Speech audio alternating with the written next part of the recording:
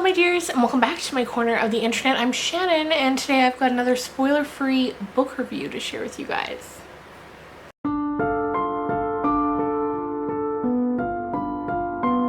Today we're going to be talking about Midnight is the Darkest Hour by Ashley Winstead. This is my first book by Ashley that I've read. I've heard about her other ones. A year or two ago it was In My Dreams I Hold a Knife, which I really loved that title, but it was just a case of like too many books, too little time sort of situation, so I just never got around to reading it. Plus I think she has another book called The Good Housewife, which I've also heard about but never read. So when I saw this one pop up on NetGalley, I grabbed it because I recognized her name and I was like, I'm not missing I'm not missing another Ashley Winstead book because I know people love her. So how we're going to do this is I'm going to give you a brief synopsis and then I'll give you my general thoughts about it. This one's going to be a tough one to talk about, mainly because there's so much going on here. It's going to be tough to know when to cut it off without giving any spoilers away, which of course I don't want to do. Although on that same note, I'm thankful that it's not a book talk video that we're doing because we would be here for half of the night. So let's all just be thankful that's not the case. So Midnight is the Darkest Hour. First of all, another great title. This book is about a woman, a 23-year-old woman named Ruth. And she is from the fictional town, at least I believe it's a fictional town, of Bottom Springs, Louisiana. She's right in the Bible Belt, I believe it's called, down there in America. I'm Canadian, if you're new. And she is, not only is she living in the Bible Belt in a very small religious town, she's also the preacher's daughter. And that is a lot. That alone is a lot. So she lives in this town that is very much made up of sort of, I don't even know quite how to describe it, like fundamental evangelical Christians. And it's a very intense town. And Ruth has a very intense upbringing with her parents. Being the preacher's daughter is definitely to keep it in religious terms, a cross she has to bear. They don't want her reading books. They don't want her, when the time comes, going to college because they fear she will be brainwashed by like secular education system.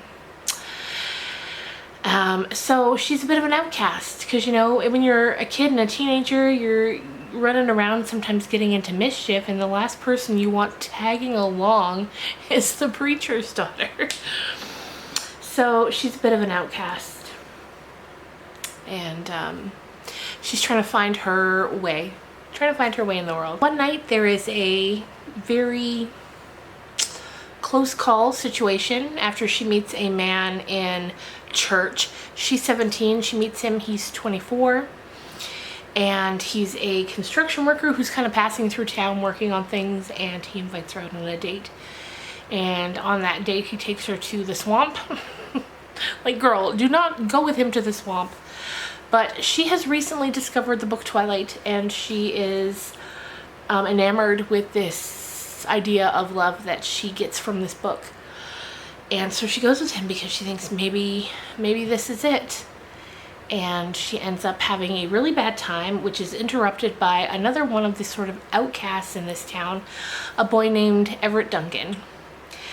And from there, the book is a look at the different things in our lives that we look to save us, whether that's religion, whether that's another person, whether that's anything, whatever it is, when we look outward for something to save us, how that goes. Also, there's a lot going on in this book. So we have Ruth and Everett's story. Did I tell you her name? It's Ruth. The preacher's daughter, Ruth. Ruth and Everett's story, which goes back and forth between the present, when Ruth is now 23 years old, living on her own outside of her parents' very suffocating house, in the past when she's 17 and meets Everett, when she's 19 and they're best friends, when it goes back to when she's younger. So it's going back and forth from the past to the present, and we're learning her story and in turn Everett's story. Also, there's a presence in town that the religious zealots refer to as the Low Man, that they think is some sort of demon who is sort of just making his way around town, claiming victims, going into their rooms and stealing them when they sleep. There's just a lot going on. So there's there's Ruth and Everett's story, and then this whole story within the town of who or what is causing all this ruckus within the town. People are going missing, people are ending up murdered, and it's a look at to who or what is doing that, I guess, is the best way to describe that. So yeah, I guess that's the basic synopsis without giving anything away. It's also a lot of Twilight fanfiction, which is actually really cute. The way it's written into this story, you know, she's just this girl who has no experience with anything, who's not allowed to do anything, who's not allowed to read a book that isn't like previously approved by her father. And she goes to the library and she finds Twilight, and I think she says she reads it 5 times in the first month. And so there's so many Twilight references throughout the book, but it works in a way that's fairly endearing. And once she grows up, and you know, in the present chapter she's 23 and she's actually a librarian. And you know how much I love librarians if you've been around this channel for a while. I just love them so much. Anyway, I enjoyed this book. I think I'm gonna give it a 3.5 rounded up to a 4. There were a few parts that I was kind of like, that doesn't make a ton of sense to me. A character would say something or do something, and I'd be like, what makes you think that? Or like, what makes you say that? It didn't really keep in line with how the story was going, I thought. But that only happens a few times. I loved the ending. The ending was my favorite part. I love a good, like, out of nowhere, on the edge of your seat type of ending, and this was definitely that. I think some people might not be satisfied with it, but I definitely was. Definitely was. And what else can I tell you without telling you too much? Good ending. Enjoyed it a lot. I'll definitely check out more books from Ashley Winstead in the future, and I'll definitely go back and read her previous books once I finally get around to it. Like, you feel me, right? So many books, so little time. But I hope to read more from her. And I mean, that's the best I can tell you. I enjoyed it. It wasn't a 5-star, but it was really interesting. I think the story was well told. I thought it went a little too long. It's like, it's 400 pages, and I thought it could probably be like 300, 330. 400 seemed a bit long.